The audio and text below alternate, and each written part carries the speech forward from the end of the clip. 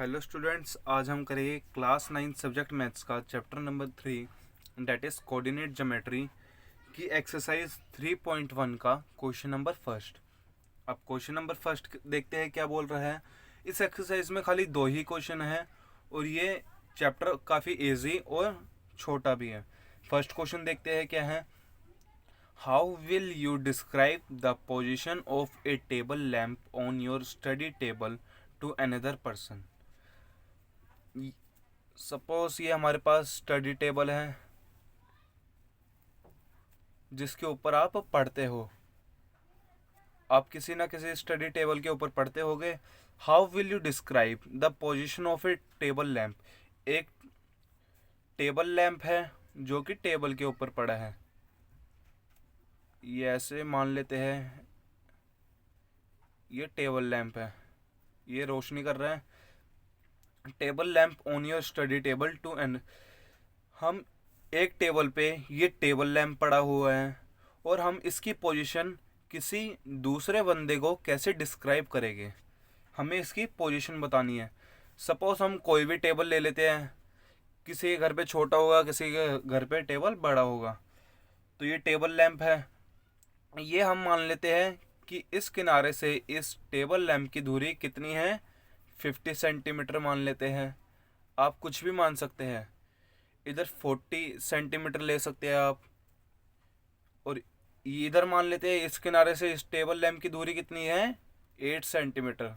दोनों का डिस्टेंस हमने मान लिया, इधर 50 सेंटीमीटर का डिस्टेंस है, ये 8 सेंटीमीटर का डिस्टेंस है। आप कुछ भी मान सकते हैं, इधर आप 80 सेंटीमीटर ले सकते हैं, इधर आप 3 सेंटीमीटर ले सकते हैं। आप लेट कर सकते हैं क्योंकि क्वेश्चन में हमें गिवन नहीं है। तो अब ये आ गया हमारे पास, हम इसे कैसे लिख सकते हैं, ये हमारे पास आ गए कोऑर्डिनेट्स। तो इसे हम लिख सकते हैं 50,8 या फिर 8,50।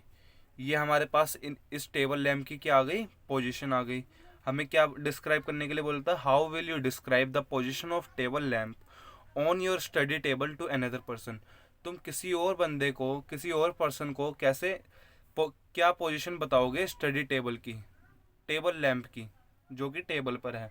तो हमने लेट कर लिया, ये 15 सेंटीमीटर मान लिया डिस्टेंस, ये 8 सेंटीमीटर मान लिया। आप कुछ भी मान सकते हैं, एक तो आंसर ये हो सकता है, दूसरा आप इधर मान सकते हैं ये 30 सेंटीमीटर का डिस्टेंस है, तो ये 30 हो गया, कोमा ये मान लेते हैं 5 सेंटीमीटर का डिस्टेंस है, और इसे आप ऐसे भी लिख सकते हैं 5,30। तो फाइनल आंसर हमारा ये हो जाएगा। आप कोई भी आंसर लिख सकते हैं, आपका आंसर भी अलग हो सकता है, मेरा आंसर भी डिफ़र कर सकता है, हर किसी का आंसर डिफ़र करेगा इस क्वेश्चन में। अब क्वेश्चन नंबर सेकंड देखते हैं क्या है। स्टूडेंट्स, अब क्वेश्चन नंबर सेकंड देखते हैं क्या है। क्वेश्चन नंबर सेकंड बोल रहा है, ए सिटी हैज़ 2 रोड्स। एक सिटी के पास 2 रोड है, एक रोड ये है, एक रोड ये है। विच cross each other at the centre of the city. जो ये 2 रोड है वो एक दूसरे को क्रॉस कर रही है, जो ये 2 रोड है वो एक दूसरे को क्रॉस कर रही है सिटी के सेंटर में। ये सिटी का सेंटर है, दोनों रोड एक दूसरे को क्रॉस कर रही है। This 2 roads are along the north south direction. और जो ये दोनों रोड है, एक रोड तो नॉर्थ साउथ डायरेक्शन में है एंड ईस्ट वेस्ट डायरेक्शन, और जो दूसरी रोड है वो ईस्ट वेस्ट डायरेक्शन में है। इतना आपको समझ आ गया होगा। एक सिटी है उसमें 2 रोड है, वो दोनों एक दूसरे को क्रॉस कर रही है सिटी के सेंटर में, और जो फर्स्ट रोड है वो नॉर्थ साउथ डायरेक्शन में जा रही है, और जो सेकंड रोड है वो ईस्ट वेस्ट डायरेक्शन में। All the other streets of city runs parallel to this roads. जितनी भी इस सिटी की गलियां है, स्ट्रीट्स मतलब गलियां, वो इस रोड्स के पैरेलल है। पैरेलल मतलब इन्हीं के साथ साथ चल रही है। ये रोड ऐसे है तो गलियां भी ऐसे है, ये रोड ऐसे है तो गलियां ऐसे है। इसका मतलब ये है कि ये रोड के साथ गलियां ऐसे जाएगी, पैरेलल डायरेक्शन में है। अब हमें क्वेश्चन में क्या बोला था, all the other streets of the city run parallel to this road. जितने भी इस सिटी में गलियां है वो इन रोड के पैरेलल है। पैरेलल मतलब सेम डायरेक्शन में चल रही है। रोड ऐसे जा रहा है तो ये गलियां भी ऐसे ही है। तो हमने ऐसे गली बना दी, स्ट्रीट्स बना दी ऐसे। अब ये रोड ऐसे जा रहा है तो स्ट्रीट्स पैरेलल डायरेक्शन में आ गई। अब एक रोड इस डायरेक्शन में भी जा रहा है तो इधर भी हम स्ट्रीट्स बना देंगे, गलियां बना देंगे।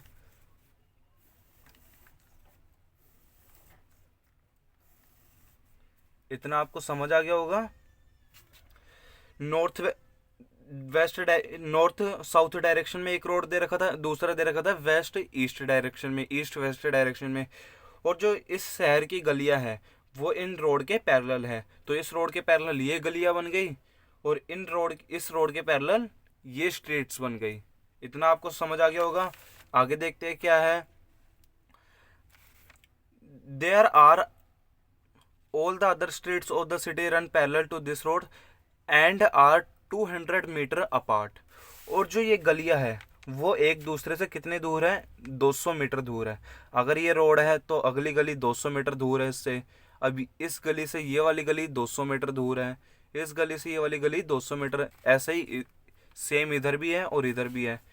इस रोड से ये वाली गली 200 मीटर दूर है, इसका भी 200 मीटर डिस्टेंस है और इन सब का भी 200 मीटर डिस्टेंस है। इतना समझ आ गया होगा आपको। There are about 5 street in each direction. हर डायरेक्शन में 5 गलियां हैं। तो हमने 5 गलियां बना ली, 1 2 3 4 5। इस डायरेक्शन में 5 गलियां हैं और इस डायरेक्शन में 5 गलियां, 1 2 3 4 5। आगे देखते हैं क्या है। Using 1 centimetre is equal to 200 metre, 200 metre.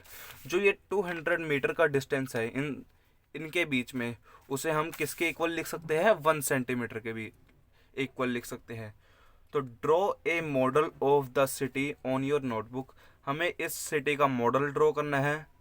Represent the road street by single lines. अब पहले इन सारी लाइंस को रिप्रेजेंट करते हैं। स्टूडेंट्स, ये ग्राफ मैं आपको समझाने के लिए बना रहा हूँ। ये ग्राफ भी आपको क्वेश्चन समझाने के लिए बनाया है और ये ग्राफ भी। अभी सॉल्यूशन स्टार्ट नहीं हुआ है। अब आगे देखते हैं क्या क्वेश्चन दे रखा है। There are many cross street in your model. आपकी there are many cross street in your model. आपके जो टाउन है उसमें बहुत सारी क्रॉस स्ट्रीट होगी, बहुत सारी गलियां एक दूसरे को क्रॉस कर रही होगी। There are many cross street in your model. आपके जो सिटी है उसमें बहुत सारी ऐसी गलियां होगी जो एक दूसरे को क्रॉस कर रही है। हाँ, हमारे सिटी में बहुत सारी ऐसी गलियां जो एक दूसरे को क्रॉस कर रही है। आगे देखते हैं क्या है। A particular cross street is made by 2 street. A particular cross street, ये जो स्ट्रीट है ये क्रॉस कर रही है एक जगह पर। ए पार्टिकुलर क्रॉस स्ट्रीट, ये जो 2 स्ट्रीट है वो एक जगह क्रॉस कर रही है, किसी ना किसी पॉइंट पे क्रॉस कर रही है। आप कोई भी देख लो, एक ये वाली स्ट्रीट है, एक ये वाली स्ट्रीट है, ये इस पॉइंट पे क्रॉस कर रही है। तो वो किससे बनी है? इस मेड बाय 2 स्ट्रीट्स।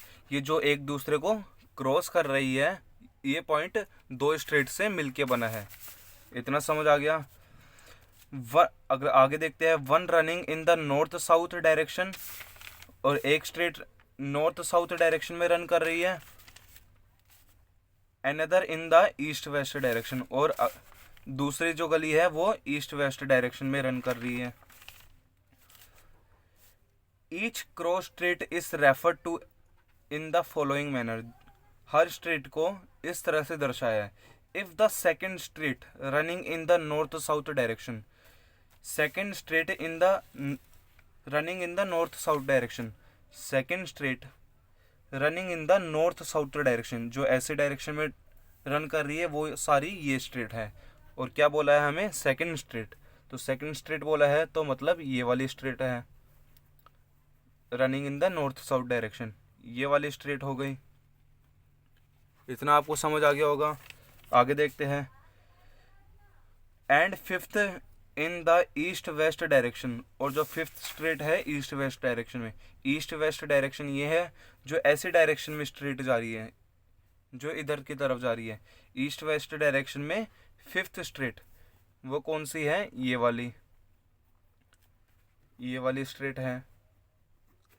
आगे देखते हैं क्वेश्चन में क्या बोला है, मीट एट द क्रॉसिंग। अब ये जो दोनों स्ट्रेट है, एक ये वाली स्ट्रेट नंबर 5 और ये स्ट्रेट नंबर 2, ये दोनों एक दूसरे को किसी ना किसी पॉइंट पे क्रॉस कर रही होगी। वो कौन सा पॉइंट है, स्ट्रेट नंबर 5 ये रही, स्ट्रेट नंबर 2 ये रही। अब ये दोनों एक दूसरे को इधर क्रॉस कर रही है, स्ट्रेट नंबर 2 ये जा रही और स्ट्रेट नंबर 5 ये जा रही, तो ये दोनों एक दूसरे को इधर क्रॉस कर रही है। आगे देखते हैं क्या है, then we will call this cross straight S 2,5। तो हम इस क्रॉस पॉइंट को क्या बोलेंगे, 2,5। 2,5 किस लिए बोलेंगे, क्योंकि ये स्ट्रेट नंबर 2 है, ये 2 आ गया, स्ट्रेट नंबर 5 ये 5 आ गया। इसका मतलब ये है जो स्ट्रेट नॉर्थ साउथ डायरेक्शन में जा रही है उसे हम पहले लिख रहे हैं, जो स्ट्रेट ईस्ट वेस्ट डायरेक्शन में जा रही है उसे हम बाद में लिख रहे हैं। तो ये याद रखना, नॉर्थ साउथ स्ट्रेट पहले आएगी और ईस्ट वेस्ट स्ट्रेट बाद में आएगी। आगे देखते हैं, यूजिंग द कन्वेंशन फाइंड। अब देखते हैं क्या फाइंड करना है। अब क्वेश्चन में हमें क्या फाइंड करना है, फर्स्ट पार्ट दे रखा है, अब सॉल्यूशन स्टार्ट होगा। फर्स्ट पार्ट दे रखा है, how many cross straights can be referred to as 4,3। कि जो 4,3 पॉइंट है, इनमें 4,3 पॉइंट होगा, उसमें कितने क्रॉस स्ट्रेट आ रहे हैं, मतलब हमें ये 4,3 पॉइंट प्लॉट करना है। अब पहले मैंने बताया था, पहले ये कौन सा पॉइंट डायरेक्शन में आ रही है, नॉर्थ साउथ डायरेक्शन में जो स्ट्रेट है वो आ रही है, फिर ईस्ट वेस्ट डायरेक्शन वाली स्ट्रेट आ रही है। तो ये 4,3 हमें पॉइंट दे रखा है। तो पहले कौन सी आएगी, नॉर्थ साउथ डायरेक्शन वाली, फिर आएगी 3 ईस्ट वेस्ट डायरेक्शन वाली। तो ये स्ट्रेट नंबर 4 दे रखा है, ये कौन सी डायरेक्शन में है, नॉर्थ साउथ डायरेक्शन में।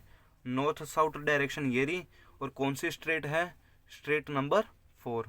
नॉर्थ साउथ डायरेक्शन ये रही, स्ट्रेट्स ऐसे आ रही है। अब इनमें स्ट्रेट नंबर 4 कौन सी है, ये रही स्ट्रेट नंबर 4, ये वाली है स्ट्रेट नंबर 4, ये वाली।